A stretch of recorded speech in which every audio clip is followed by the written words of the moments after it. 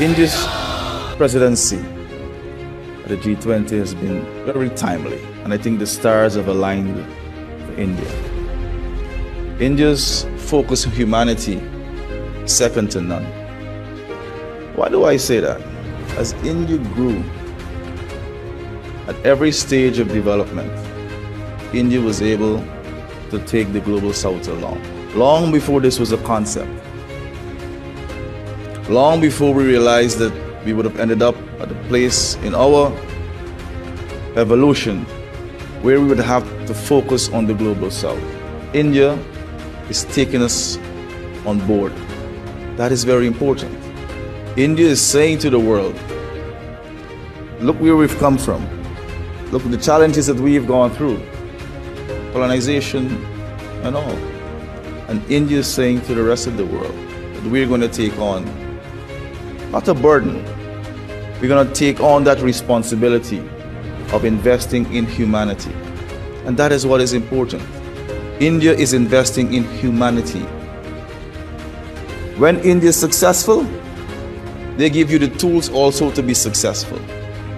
They don't tell you we can sell you the materials. They train you, they equip you, because they know the society and the world will be a better place if we all are able to advance. Look now where India has gone. But India has not forgotten the other countries. This is not a country saying, bye-bye now, I am going to the decision-making table. India is bringing the global south together at the decision-making table. And this is illustrated by the participation of a country like Mauritius at the table of G20 throughout the year 2023. The voice of SIDS now is heard at the table of G20, thanks to the invitation of India, a brotherly hand extended to a country like Mauritius. This is an example of South-South cooperation. We look forward to enhanced cooperation. Thank you, India. Jai Hind and Jai Mauritius. India's legacy of contributions serves as a guiding light, encompassing endeavors such as championing democracy, promoting women-led development, and being among the pioneers in adopting the UN's global goals. Today's event echoes the messages of the G20. Vasudhaiva Kutumbakam. The world is one family and we must support each other. India is setting an example for many UN member states from the global south. Indeed, India's recent lunar mission, landing on the moon's south pole, showcases the power of science and technology and what can be achieved when all countries have access to them. Undoubtedly, these foster inclusive and sustainable development, benefiting the entire global south. And I commend India's pioneering role in its endeavors. My heartfelt congratulations to India for the remarkable success of the G20 summit held recently in New Delhi. This summit marked a significant milestone with the admission of the African Union as its newest member, ensuring the representation of all 55 African countries within the G20, which was previously limited to South Africa alone. Undoubtedly, Prime Minister Narendra Modi deserves recognition for championing the inclusion of the African Union in the G20. I would like to acknowledge and commend Prime Minister Modi and Dr. Jaishankar for their adept diplomacy in achieving unanimous consensus on the comprehensive joint declaration on the opening day of the summit, as well as the successful launch of the India-Middle East-Europe corridor. The nation has cultivated robust bilateral ties with numerous countries in the global south and places a significant emphasis on South-South cooperation. This cooperative approach involves collaborations, which was one of the biggest humanitarian initiatives undertaken by India, has provided COVID vaccines to nearly 100 countries around the world. This opportunity to congratulate Minister Narendra Modi and Dr. Jaishankar and the Government of India on a successful G20 presidency.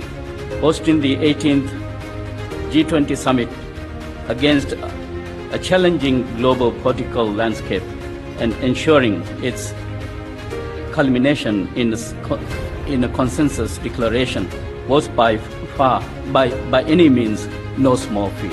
India is set to become the second largest global economy in the next 25 years. The world remains persuaded of its resilience and commitment.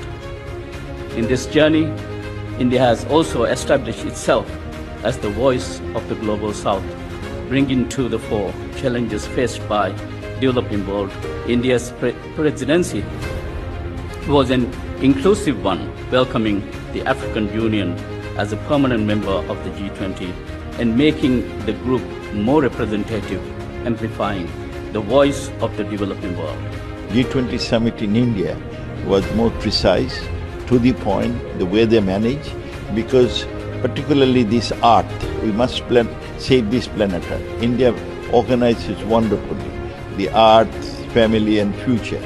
India, you see this G20 in India, as I said, it was more pointed, to the point, and that created real, an euphoria to come up with strategies to achieve, the goals. And India became the leader of the global South.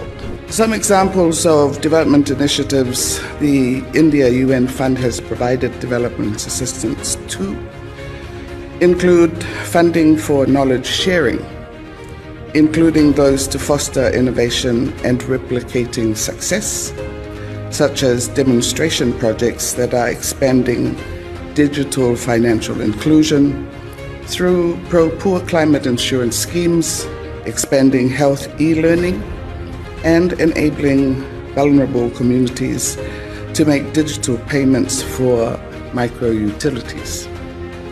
Fostering economic partnership, the mobilization of new and additional public resources to finance the SDGs. I would like to formally express my government's gratitude and appreciation of this important initiative, the India UN for Global South, delivering for development.